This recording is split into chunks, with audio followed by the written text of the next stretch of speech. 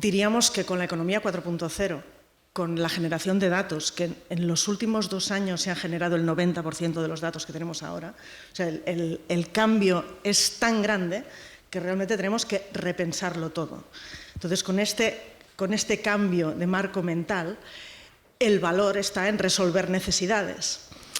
Y la innovación, que todas las empresas que están compitiendo en este mercado global de los datos, donde todo lo que va a pasar dentro de 4 o 5 años no lo podemos imaginar, pero sí que tenemos que visionarlo, la innovación necesita dinero. Y la innovación de las empresas es: tengo que innovar porque no tengo otro remedio, porque tengo que resolver las necesidades de los clientes, porque si no cambian de proveedor y no piden permiso.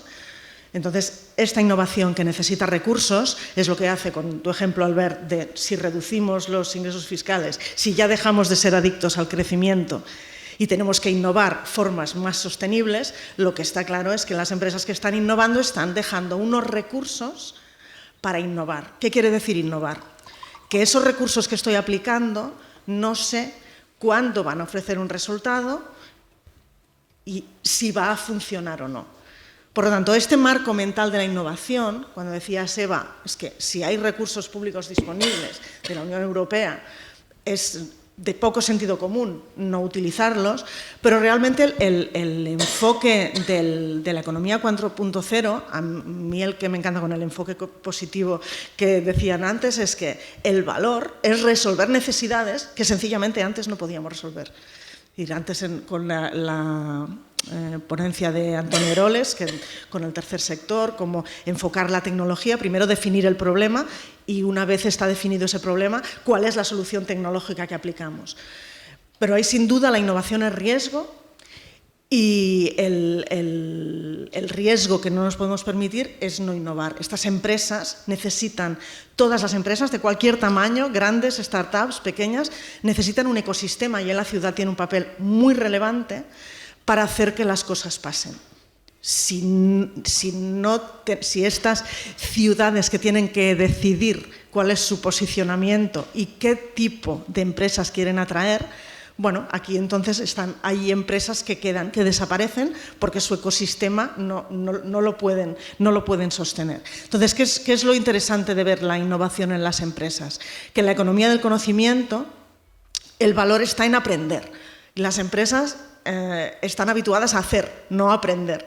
Entonces aquí sí que es necesario este cambio de lo que se habla ahora de la cultura de datos, es decir, tenemos que aprender de lo que nos dicen los datos, cuáles son las soluciones que podemos ofrecer al mercado, prototipar y explorar cuáles van a poder ser rentables y dar un valor al mercado. Y todo esto lo que implica es que las empresas, su ventaja competitiva más sostenible es aprender más rápido que la competencia. Y esto es así, pero las empresas no aprenden sin personas que aprendan. Entonces ya volvemos a poner el foco en las personas y cómo de importante es que este valor que se puede generar con esta nueva economía, a partir de los datos, realmente transforma cómo las organizaciones, grandes, pequeñas, colaboración público-privada, hay que pensar en este marco mental de un nuevo valor. Sencillamente se pueden aportar nuevas soluciones para las personas que antes no era posible. Y esto requiere de un cambio cultural que debemos acelerar. Disculpa, tengo una pregunta que no habíamos pactado antes, o sea que lo siento, ¿no? Pero ahora es que diciendo lo que estabas comentando, ¿no? Y leía en la prensa el otro día que en la Unión Europea, no en el África subsahariana, en la Unión Europea hay 120 millones de personas que no saben enviar un email, que no saben usar la tecnología. Entonces estamos hablando de una economía del conocimiento, una economía 4.0, estamos hablando de innovación, fantástico.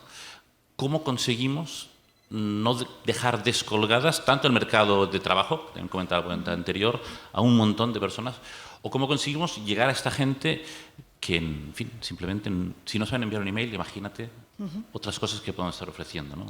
Yo aquí sí que sencillamente lo que creo que también se ha dicho en la primera mesa es comunicación.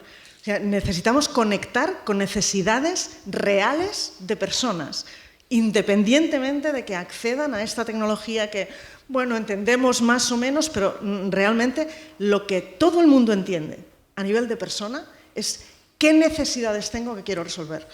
Y entonces por ahí la colaboración público-privada, gobierno, administración, empresas, es que no queda nadie fuera de esta necesidad de cambiar el marco mental. Hay que entenderse, ¿no? El tecnólogo tiene que entender a la persona que tiene la necesidad, y esto yo creo que es la transformación social que necesitamos, una auténtica revolución. Vaya. Dentro de esta revolución que necesitamos en Europa, y ahora sí que le daré la palabra a Antoni, ¿no? Yo pienso que uno de los puntos débiles que tenemos en Europa, si comparamos con otros ecosistemas innovadores, es la gran dificultad que tenemos de ser capaces de, a lo mejor en este contexto de dispersión, ¿no? De conocimiento, cómo conseguimos que la tecnología, o sea, decíamos, hemos de identificar la tecnología, y ahora cómo conseguimos hacer esa transferencia tecnológica, ¿no? De las universidades, de los centros de investigación, al detector de necesidades, de ahí a la empresa que tiene que dar el servicio. O sea, hay una necesidad, hay mucha tecnología, también lo comentaba María en el primero. Será por tecnología. Tecnología tenemos mucha, pero ¿cómo conseguimos llegar la tecnología adecuada a la empresa adecuada para dar aquel servicio que responde a las necesidades reales, ¿no? Sí. Bueno, gracias. Gracias por estar todos aquí hoy, también hablando de un tema tan interesante, de varios temas muy interesantes. Bueno, mi nombre es Antoni Paz. Además de colaborador con No Urbanet, dirijo una fundación que se dedica a la transferencia de conocimiento y tecnología que se llama Fundación KIMBCN.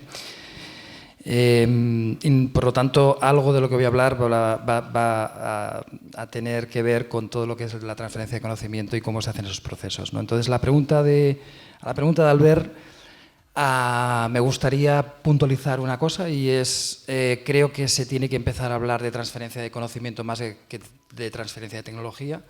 La tecnología nos limita, la tecnología en sí misma tiene un valor no tiene valor intrínseco, lo que nos da mejor calidad de vida o nos permite diferenciarnos o conseguir productos nuevos, novedosos, es la utilización de esa tecnología para que tenga un impacto, ¿no? Entonces, nosotros preferimos hablar de transferencia de conocimiento. Transferencia de conocimiento es cualquier proceso que se establece clásicamente entre la academia, la universidad y la industria para obtener ventajas competitivas a partir de la investigación y desarrollo de las universidades y de los grupos académicos y de investigación para que se utilicen de forma efectiva las empresas. Yo hago una comparación que suele ser bastante clara para ver esto, y es que I+D, investigación y desarrollo, por ejemplo, que se puede hacer en una empresa o se puede hacer en una academia, lo que hace es invertir unos recursos para obtener un conocimiento en forma de patentes, en forma de artículos científicos, en forma de proyectos, y la innovación es el proceso contrario, es decir, cogemos esos stocks de conocimiento, patentes, papers, proyectos, y los transformamos en algo útil para la sociedad y con un cierto componente empresarial, por lo tanto de explotación o de resultado, impacto final económico, social o sobre la sociedad. Ese puente, porque parece muy fácil la teoría dibujarlo así, ¿no? Unos invierten, sacan conocimiento, los otros cogen el conocimiento y lo convierten en nuevas oportunidades. Ese proceso, como no es ágil ni es fácil, se llama transferencia de conocimiento, transferencia de tecnología. Y a eso nos dedicamos nosotros. ¿Por qué transferencia de tecnología no y transferencia de conocimiento sí? Porque los datos, por ejemplo, en sí mismos no son tecnología, son datos, es conocimiento, ¿no? Y creemos que, como veréis luego, os haré algún ejemplo sobre nuevas economías, porque se trata de esta mesa de hablar de economía también, economía 4.0, pero la idea sería utilizar la palabra transferencia de conocimiento para incluso ser capaces de transferir procedimientos, buenas prácticas, y no solo tecnologías, unos y ceros y TICs, ¿no? Y sensores, ¿no? Que de alguna manera siempre caemos en ese entorno.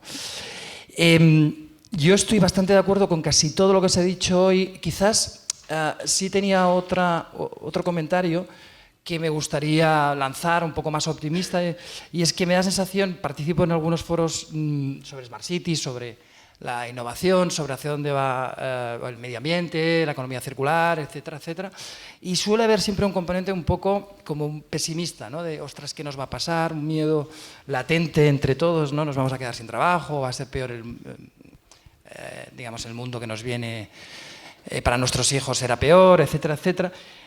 Yo me he apuntado 4 datos que tienen que ver simplemente con el bienestar en el planeta y que en este caso los he sacado muy rápidamente de un autor que se llama Harari, que tiene un par de libros que están muy bien y que os recomiendo.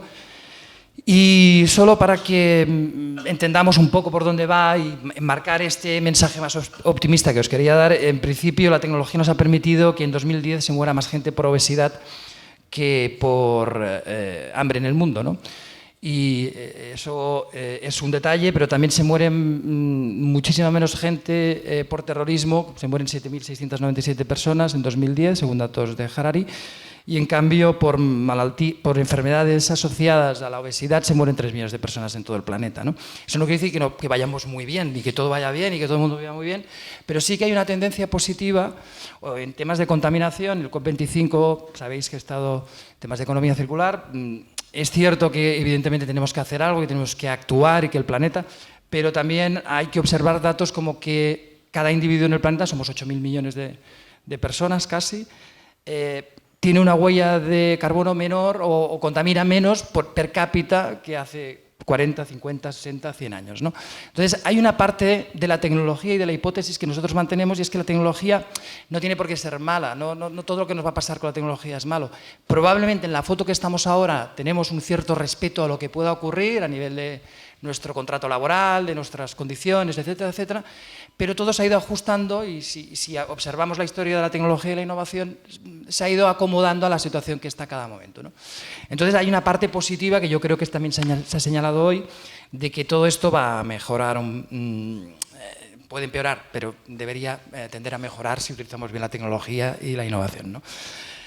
Entonces, hablando de economía y hablando de Smart Cities, se me ocurrió prepararos o explicaros una experiencia que yo considero bastante de economía 4.0, que sale un poco de los clásicos de la sensórica, del Internet of Things y de lo más clásico que probablemente hayáis oído más veces, que es hablar del New Space Economy, ¿no? la nueva economía relacionada con el sector del espacio. Y Albert me mira como a dónde vamos a ir, ¿no? Pero el espacio, evidentemente, digamos, a huir, más bien. Me queda un poco de tiempo, intentaré no. El espacio podemos mirar, y seguramente lo más común para la mayoría de los asistentes es mirar el espacio, digamos, lo que llaman el upstream, ¿no? Mirar las estrellas y los navegantes, cómo se localizaban ellos en el mar, etc. No voy a hablar de eso, voy a hablar del New Space, que es lo que es downstream, que tiene mucho que ver con economía 4.0 y puede ayudar mucho a las Smart Cities. ¿Qué ha ocurrido en el sector espacial? Pues ha ocurrido un poquito de varias cosas que hemos dicho hoy, ¿no? Se han reducido mucho los costes. Enviar un kilo a la atmósfera próxima costaba $89.000 no hace 10 años, un poco más, y ahora podríamos llevar cada kilo por $2.000, perdón. Entonces estamos hablando de una reducción muy consistente, ¿no? Podríamos llegar a $2.000, $1.000 y pico, $1.500 para poder subir algo a la... Ostras, esto es un cambio, porque ahora ya no lo controla la NASA solo, ¿no? Y ahora hablaré lo de EVA también. Entonces, del tema público-privado. Luego hay una democratización y una transparencia. Es decir, cuando yo era joven, como mínimo, y creo que muchos asistentes de aquí también, pues la NASA era la NASA, la ESA... Bueno, la ESA lo oíamos poco, ¿no? Pero los rusos, la NASA. Claro, todo se ha democratizado. Hay un montón de startups que están utilizando esta nueva New Space Economy, ¿no? Para generar puestos de trabajo y para tener impacto social. Luego, evidentemente, el abaratamiento de los costos y del I+D, y hay un tema muy importante que es esta colaboración público-privada, muy a lo yankee, pero que el ejemplo claro es de Elon Musk, SpaceX, ¿no?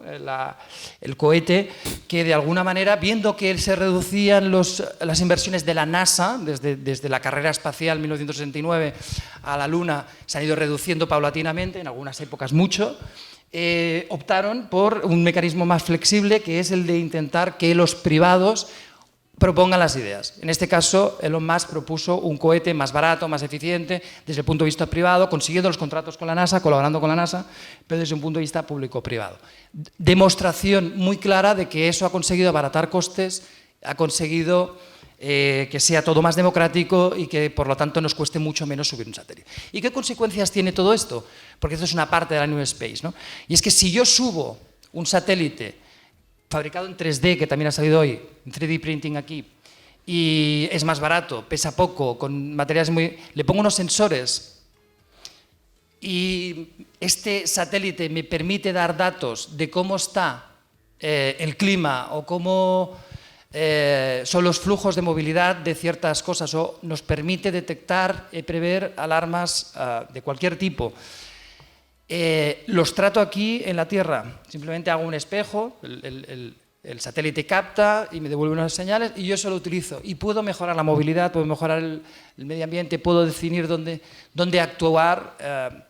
Estamos hablando de economía 4.0. Y fijaros que, de alguna manera,